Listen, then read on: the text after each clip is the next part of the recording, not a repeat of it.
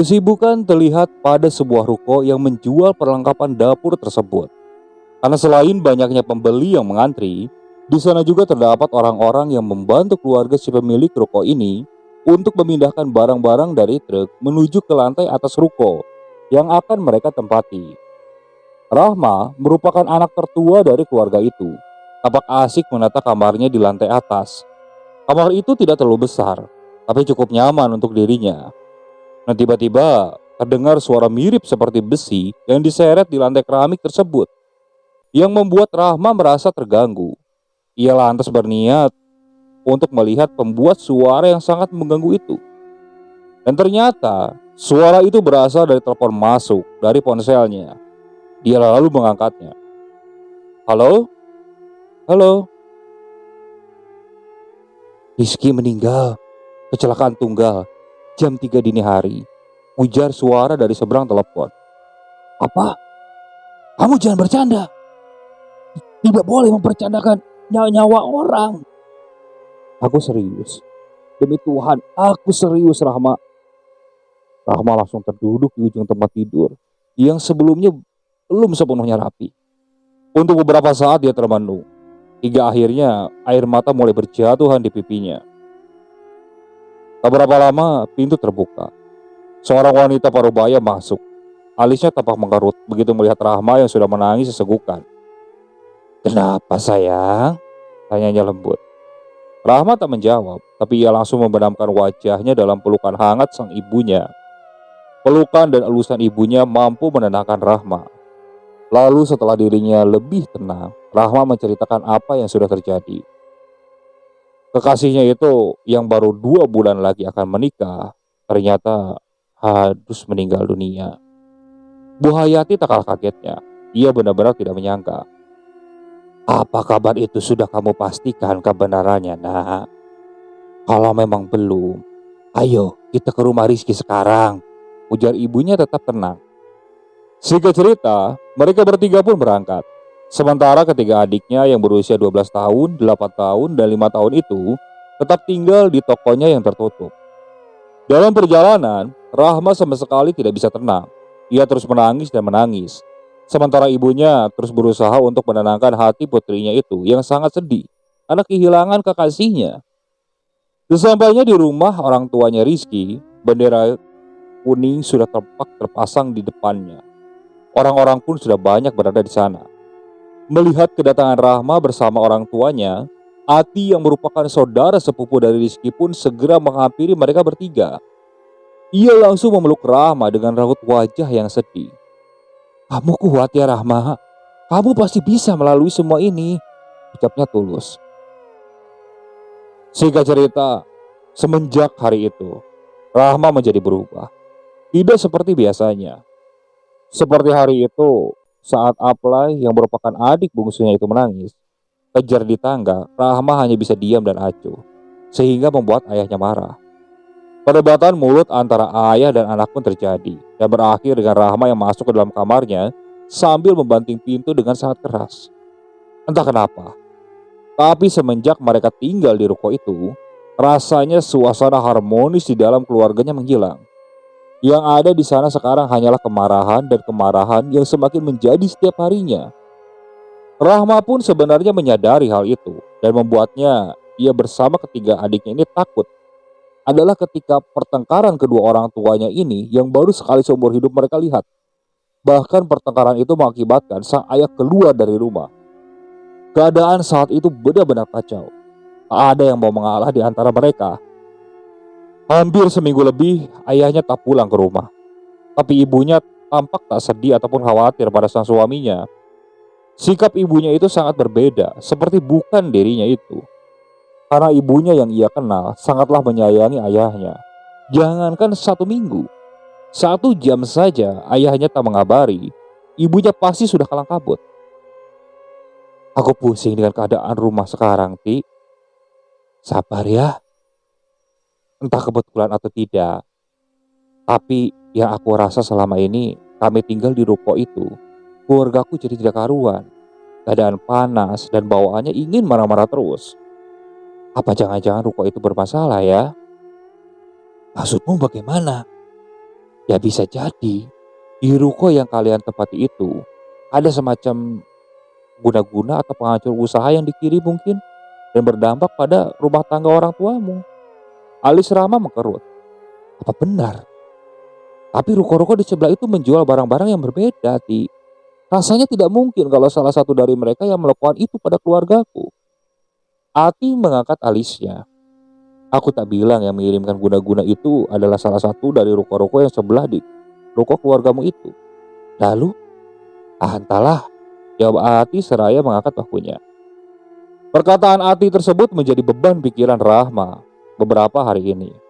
Apakah benar keluargaku terkena guna-guna? Sebenarnya aku tidak percaya. Tapi kalau dipikir-pikir, masuk akal juga. Batin Rahma malam itu sambil menatap langit-langit kamarnya. Dan tiba-tiba, ia mendengar suara langkah kaki, disertai dengan gebrakan pintu di kamarnya. Seberapa lama, pintu terbuka. Kak, kami takut kak, teriak adik-adiknya itu. Rahma lantas berlari ke arah pintu. Dan ketika pintu terbuka, ketika adiknya ini langsung masuk ke kamar, Aplai menangis kencang dalam gendongan Laila. Rahma cepat-cepat mengambil adik lelakinya itu dari gendongan Laila. Sayang, sayang, tenang. Kenapa kalian pada larian gini? Tanya Rahma dengan raut wajah sedikit kesal. Mama kak, mama aneh, jawab Tina. Alis Rahma mengkerut. Ia tak mengerti dengan jawaban sang adik. Aneh bagaimana? Mama nari kak. Terus tadi pas aku mau antar Aplai ke kamar, Mama malah marah dan ngamuk teriak-teriak. Teriak-teriak? Gak mungkin. Rumah ini tidak terlalu besar. Jadi kalau Mama teriak, kakak pasti dengar, ujar Rahma. Tapi kami gak bohong kak. Kakak gak bilang kalian bohong. Tapi kalau Mama teriak seperti yang kalian katakan, kakak pasti dengar. Dan tadi kakak gak dengar apa-apa. Tiba-tiba terdengar suara benda jatuh dan itu mengagetkan mereka. Rahma lantas menaruh adik bungsunya itu di lantai. Lalu ia berjalan pelan ke arah sumber suara. Alis Rahma lagi-lagi mengkerut ketika ia melihat meja yang sengaja diletakkan di dekat tangga oleh ibunya malah terjatuh tanpa sebab yang jelas. Lambat-lambat dari arah kamar adiknya itu, Rahma mendengar suara. Suara seperti seorang yang sedang menyanyi, tapi dalam bahasa daerah yang sulit untuk dimengerti. Perlahan dengan langkah yang sedikit tertahan, Rahma mendekati kamar adiknya yang tak terkunci itu. Di dalam dia melihat seorang wanita tengah duduk di ujung tempat tidur dengan posisi menghadap ke tembok. Mama, panggil Rahma pelan. Ia ragu tapi tetap memberanikan diri. Namun sosok yang ia kira ibunya itu tak menjawab. Malah nyanyiannya yang tambah nyaring. Mama, panggil Rahma untuk kedua kalinya. Suasana menjadi hening. Nyanyian nyaring tadi kini berganti dengan gumaman lirih yang hampir tak terdengar. Lalu sosok itu berdiri, namun masih dalam posisi menghadap ke arah kamar. Suara tertawa cekikikan dari sosok itu seketika membuat Rahma kaget dan ketakutan. Tanpa aba-aba lagi, ia langsung berlari kencang menuju kamar di mana adik-adiknya berada. Napasnya tak beraturan. Begitu ia sampai di kamar, ketika adiknya tampak menatapnya dengan kaget. Kakak lihat, dia juga kan? Rahma langsung mengatur napas dan bersikap tenang sebelum menjawab pertanyaan adiknya. Dia siapa? Perempuan yang nyanyi di dalam kamar kami. Dia selalu berada di sana setiap malam, menatap kami dari sudut kamar dengan mata merah menyala, ujar Laila. Jantung Rahma langsung berdebar kencang. Kita ke bawah aja yuk, ajak Rahma pada adik-adik yang tampak takut untuk melangkah keluar dari kamar Rahma. Tapi setelah dibujuk akhirnya mereka bertiga pun mau diajak untuk ke bawah. Toko sudah tutup, jadi wajar saja karena memang sudah larut malam. Di bawah, Rahma mencari keberadaan ibunya, namun ia tidak melihat apapun. Apakah Mama tengah membeli makanan? Pikir Rahma saat itu. Saat Rahma ingin duduk, telepon dari kantongnya berbunyi, dan itu dari ibunya. Dan setelah diangkat, ternyata ibunya ini tengah berada di luar dan akan pulang dalam 2 jam ke depan. Rahma lega mendengar perkataan ibunya. Berarti apa yang dikatakan adik-adiknya itu tidak benar. Kalian lapar tidak? Ketika adiknya ini menggeleng, Rahma pun tersenyum. Kemudian ia mengajak adik-adiknya untuk tidur. Kami tidak mau tidur di kamar, Kak. Lalu, kalian mau tidur di antara tumpukan beras ini? Kami ikut kakak aja, tanya ketiganya. Rahma menghela napas panjang sebelum mengangguk. Sudahlah, tapi hanya untuk malam ini saja ya. Ketiganya mengangguk pasti. Malam itu, mereka berempat tidur beralaskan karpet dan berbantalkan guli. Saat adik-adiknya sudah tertidur pulas, Rahma mulai mendengar suara-suara aneh dari luar. Suara itu mirip seperti tembok yang dicakar-cakar, berlanjut dengan suara langkah kaki yang bolak-balik di depan pintu kamar. Rahma terus berusaha menepis bayangan-bayangan tentang hantu yang sedari tadi melintas dalam pikirannya. Dari arah luar, terdengar suara isak tangis seorang perempuan. Suaranya pelan, namun cukup membuat bulu kuduk berdiri. Mana di saat-saat seperti itu, Rahma ingin buang air kecil. Tapi berhubung ia takut untuk keluar kamar, Rahma pun berusaha untuk menahannya. Tapi dengan keadaan yang mencekam seperti itu, Rahma tak bisa lagi menahan keinginannya untuk ke toilet. Ia keluar kamar dengan langkah tergesa-gesa, berjalan melewati kamar adik dan orang tuanya. Sampai saat di toilet, Rahma lantas segera buang air kecil. Dan tiba-tiba saja, dari luar pintu terdengar suara cakaran di dinding. Rahma mencoba mencairkan suasana hatinya yang tegang dengan nyanyian-nyanyian kecil. Tapi tiba-tiba, nyanyiannya itu dilanjutkan oleh seseorang yang berada di luar toilet, yang mendengarkan suara asing di situ. Rahma terdiam. Ia yakin suara itu tidak ia kenali sama sekali. Rahma hampir menangis saat itu. Tubuh dan kakinya gemetar hebat, takut, dan tentu saja itu. Rahma terdiam mematung sambil menggigit bibirnya. Selama beberapa menit di dalam toilet, dia hanya bisa diam seperti itu. Anehnya, tak berapa lama kemudian, suara orang di luar pun ikut menghilang. Setelah merasa aman, Rahma pun keluar. Suasana benar-benar sunyi. Rahma mulai melangkahkan kaki keluar toilet. Setengah berlari ia menuju kamar. Akan tetapi, sampai di depan pintu kamarnya, ia kembali melihat sosok wanita yang sangat mirip dengan ibunya itu. Tengah menyisir rambut di atas tempat tidur dengan posisi duduk menghadap ke tembok. "Pa, sudah pulang?" Suara di balik lemari mengagetkan Rahma, membuatnya refleks menengok ke arah suara. Dan ketika ia kembali menatap ke arah sosok wanita duduk itu, ternyata wanita yang duduk tadi itu sudah tidak ada lagi di sana. Napas Rahma mulai naik turun. Ia melihat ke sekeliling, mencari keberadaan wanita tersebut. Namun sama sekali ia tidak melihat ada tanda-tanda keberadaannya. Apa barusan aku berhalusinasi? Pikir Rahma seperti itu. Lantas dia memukul-mukul kepalanya pelan, berharap dia terlepas dengan kejadian tersebut dan ia bisa kembali normal lagi.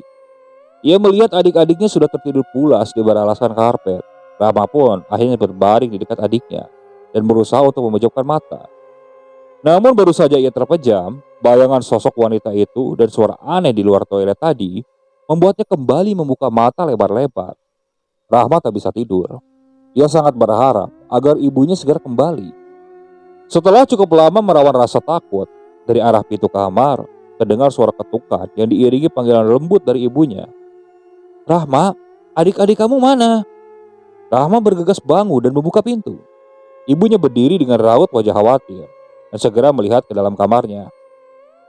Dan ketika Rahma membuka pintu, ibunya bernapas lega begitu melihat anak-anaknya sudah tertidur pulas. "Mah, kemana saja? Tadi adik-adik menangis dan memaksa untuk tidur di sini. Tadi ada urusan mendesak terkait usaha kita, Rahma.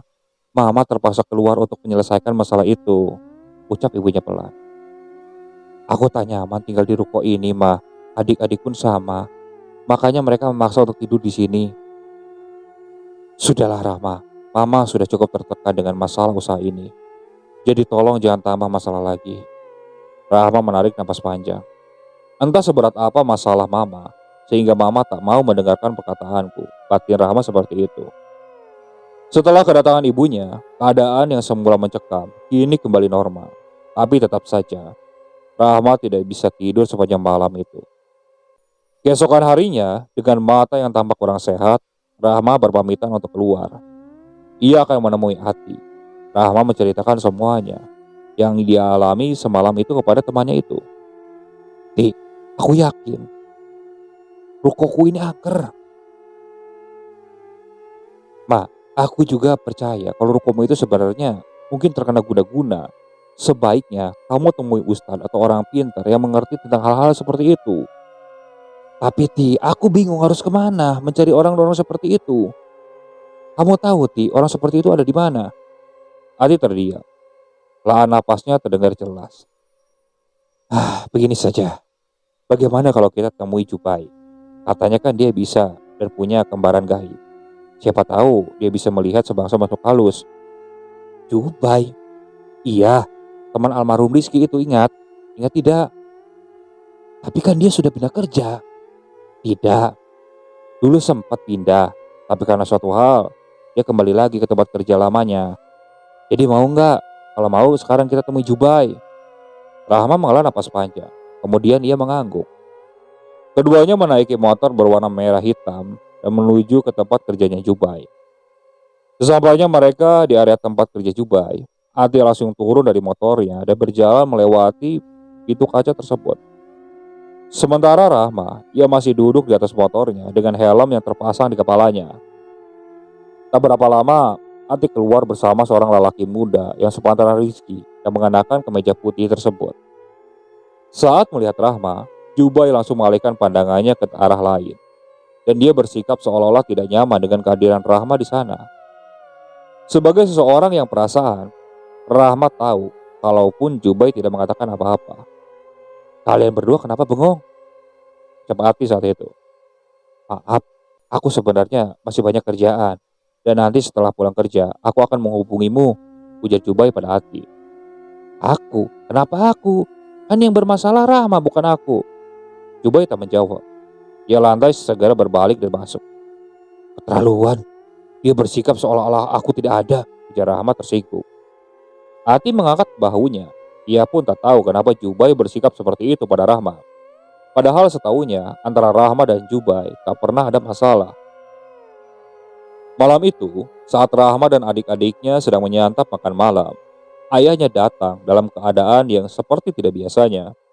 Wajahnya pucat, tubuhnya pun kurus. Rahma mendengar jelas ketika ayahnya memohon-mohon untuk kembali lagi. Namun entah apa yang sudah terjadi antara keduanya, hingga membuat ibunya sama sekali tidak mau menerima kedatangan ayahnya. Saat akan pergi dari ruko itu, ayahnya lebih dulu menemui Rahma. Ruko ini panasan, keluarga kita yang tinggal di sini akan hancur. Ikutlah bersama Abah, kita tinggalkan ruko ini. Rahma menatap sang ayah. Ingin sekali ia ikut bersama ayahnya. Tapi tak mungkin dia meninggalkan ibunya seorang diri di ruko tersebut. Rahma, ajaklah adik-adikmu, kita pergi dari sini. Maaf, Bah, tapi aku tidak akan pergi kalau Mama tidak ikut kita. Sepulang ayahnya dari sana, Rahma berusaha membujuk ibunya untuk segera pindah dari ruko itu. Tapi yang Rahma dapatkan hanya omelan dan bentakan dari sang ibu. Makin kesini, ibunya terlihat seperti sudah tidak peduli dengan keadaan sekitar. Yang ia pikirkan hanya tentang usahanya yang bermasalah dan membuat Rahma benar-benar kesal. Ditambah lagi, ketiga adiknya tak ada yang mau tidur terpisah darinya setiap malam. Mereka harus memaksa tidur di kamarnya Rahma. Kak, aku tidak mau dengar apa-apa. Kalian pergi masuk ke kamar kalian. Aku tidak mau kalian tidur di sini. Badanku sakit-sakit gara-gara tidur di lantai. Ucap Rahma seperti itu. Aplai menangis mendengar Rahma yang membentaknya. Sementara Laila hanya menatap kakaknya dengan tatapan yang sulit diartikan. Bak! Pintu kamar Rahma tertutup dengan kencang. Padahal adik-adiknya baru beberapa langkah pergi meninggalkan pintu.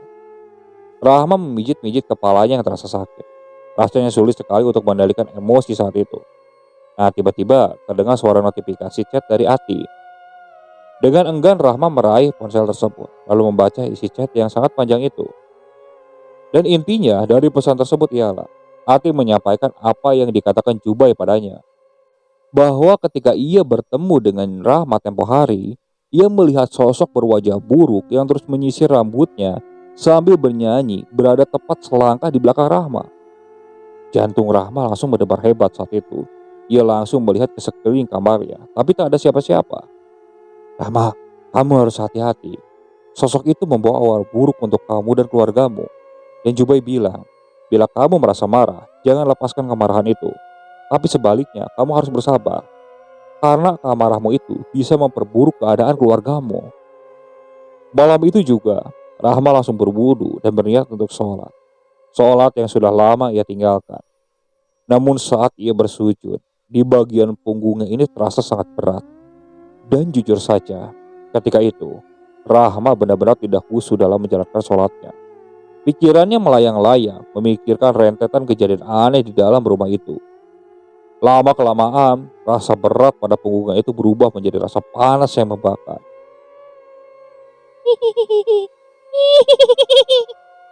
Suara dari sudut ruangan kamar terdengar menggigit, membuat bulu kuduknya seketika merinding.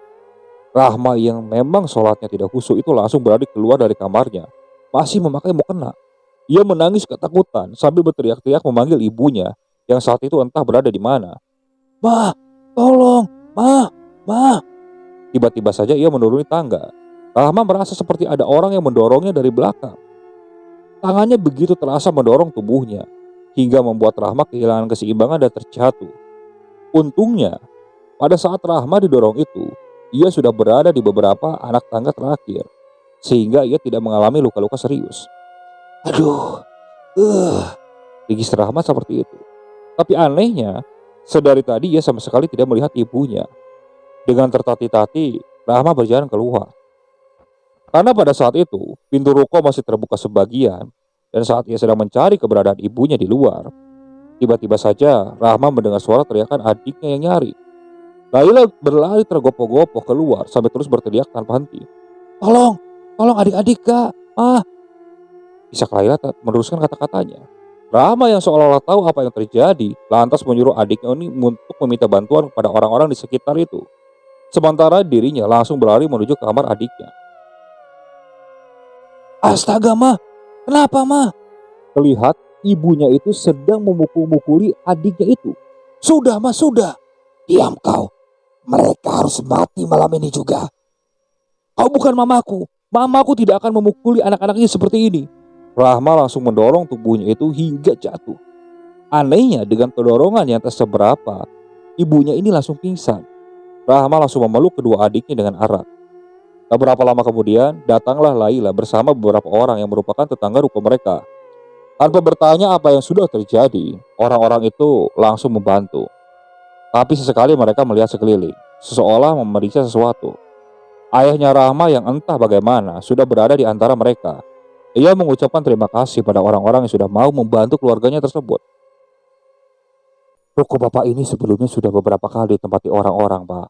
Tapi semua yang pernah menempati ruko ini selalu mengatakan kalau hawa di sini sangat panas dan mereka juga kerap kali mengalami gangguan-gangguan yang tak masuk akal. Mulai dari kompor yang gasnya menyala sendiri, pintu kulkas terbuka tiba-tiba, air keran menyala, padahal tidak ada siapa-siapa yang menghidupkannya. Pokoknya masih banyak cerita-cerita aneh dari penghuni sebelumnya, Pak, tentang ruko ini. Meskipun begitu, tapi kami yang masih berada di sebelahnya tidak pernah mengalami gangguan-gangguan seperti itu, Pak. Cuman, kami sering melihat seorang wanita dan anaknya warawiri keluar masuk ruko Bapak saat ada pembeli. Awalnya kami mengira itu adalah salah satu pembeli di toko Bapak. Tapi ia juga ada saat toko ditutup dan menghilang secara tiba-tiba setelah bolak-balik di depan ruko, sambungnya yang lain. Saya percaya dengan apa yang bapak-bapak katakan itu. Ruko ini memang ada penunggunya. Dan penunggunya itu tidak senang jika ruko ini dihuni oleh orang lain, ujar ayahnya Rahma. Tapi saya minta izin pada penunggu ruko ini untuk tinggal selama beberapa hari lagi di sini, guna mempersiapkan kepindahan kami ke ruko yang baru. Dan selama beberapa hari itu, jangan lagi kalian ganggu kami. Lanjut ayah Rahma seraya menyandarkan pandangannya ke segala arah dalam toko tersebut. Ucapannya itu diikuti anggukan bapak-bapak yang lain. Wah! Tiba-tiba terdengar suara benda atau kaca yang jatuh mengagetkan orang-orang yang berada di sana. Suara tanpa wujud itu menyita semua perhatian orang-orang dan membuat mereka saling berpandangan. Hingga akhirnya mereka pun berpamitan untuk pulang. Dengan raut wajah ketakutan, malam itu mereka beristirahat dengan keadaan yang benar-benar mencekam. Namun anehnya, kejadian aneh itu tidak terjadi lagi. Sampai Rahma dan keluarganya resmi pindah dari tempat itu. Meski awalnya sang ibu bersikeras tak mau pindah, tapi setelah pindah dari ruko tersebut, Rahma mulai merasakan kehangatan pada keluarganya kembali. Tak ada pertengkaran lagi di antara mereka. Hingga saat itu, Rahma menemui Jubai. Pertemuan itu tak sengaja. Kebetulan saat itu, Rahma sedang berada di perbelanjaan kota. Ia melihat Jubai. Jubai! Jubai menoleh, dan nampaknya ia tak bisa mengalihkan pandangannya pada Rahma. Tapi sebenarnya yang ia lihat bukanlah Rahma, melainkan sosok yang mengikuti Rahma. Oke, sekian untuk cerita kali ini. Saya mohon maaf apabila masih banyak kekurangan dalam pembawaan ceritanya. Saya ucapkan terima kasih juga kepada para penonton yang benar-benar setia mengikuti cerita dari channel Keramat Horor ini. Semoga kalian selalu diberikan kesehatan, dilancarkan rezekinya, dan dijauhkan dari musibah. Terus ikuti cerita yang dibawakan oleh channel Keramat Horor ini. Assalamualaikum warahmatullahi wabarakatuh.